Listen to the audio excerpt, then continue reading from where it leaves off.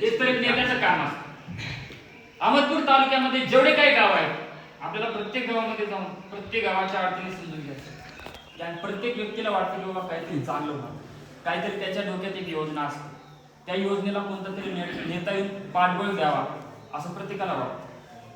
मग त्यांना जर वाटत असेल तर आपण का करू नये, त्याच्यासाठी मी आज थांबतोय आमदार केला. आणि प्रत्येक जण मला अपेक्षा आहे की प्रत्येक जण असं नाही की मला मतदानच करावं, मला जाणून घेण्याचा प्रयत्न करावा, माझी क्षमता बघावी, मी खरंच करू शकतो का, आणि करू शकत असेल तर मला नक्कीच मतदान करा. तुम्हाला वाटत असेल की मी फक्त आमदारकीसाठीच थांबते, अजिबात.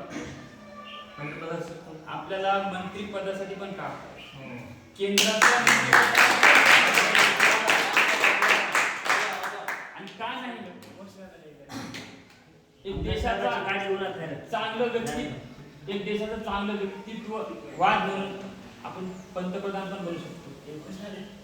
चहा विकणारा जर पंतप्रधान बनत असेल तर आज भाजीपाला विकणारा का नाही बनू शकत?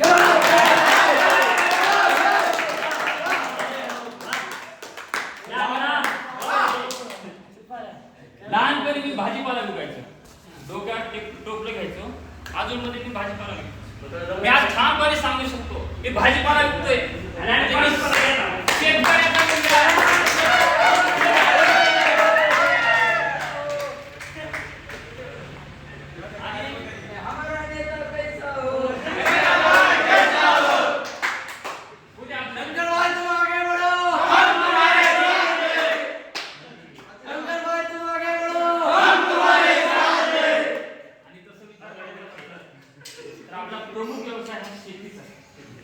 पूर्ण रात्रीचा जरी विचार केला, अहमदपूर तालुक्याचा जरी विचार केला, आपला प्रमुख व्यवसाय शेती. आपली दररोज मातीशी जडणघडण असते, त्यामुळे मातीतले मुद्दे जाणं अत्यंत महत्वाचं. आणि महात्मा गांधींचं स्वप्न होतं भारत देश हा कृषी प्रधान देश आहे, गावाचा नेहमीच विकास झाला पाहिजे. आज शहरामध्ये गेले की आपल्याला लाईटीची व्यवस्था असते, गाडीची व्यवस्था असते, बरं वाटतं आपल्याला, पण पोटात अन्न शहरातून नाही जात. त्यासाठी शेतकऱ्यांचे मुद्दे समोर घेणं, त्यांना कसा प्रतिसाद देणं, त्यांच्या विचारांना कसं जोपासणं, असं नाही की शेतकरी काय उत्पन्न होत नाही दुर्लक्ष करणं, असं नाही. शेवटी कुठे बी जावा यावं इथेच लागणार आहे शेती, कारण तिथूनच मोठ भरणार. वा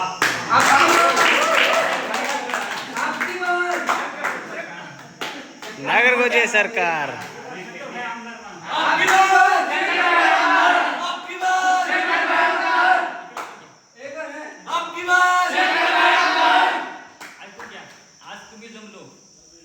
वैचारिक मुलं देखील येऊन ते देशाचं भविष्य आहे. आपण तर भविष्य आहोत, पण ते पण देशाचं एक भविष्य आहे. त्यांच्या पण मनात कुठेतरी एक विचार जुळतोय, भारत देशाचा विकास व्हावा. देवाची पण साथ आहे आपल्याला.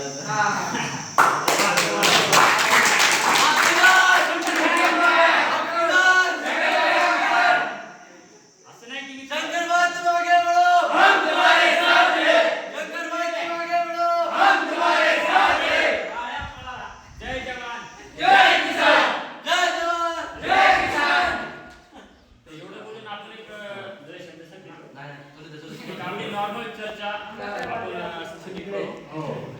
आणि आपल्या सगळ्यांना शेतीच्या जीवनात म्हणा, वेगवेगळ्या क्षेत्रात नेहमीच माझा मदत असेल, साथ असेल, आणि त्याच्या अगोदर तुमची पण मला साथ असेल.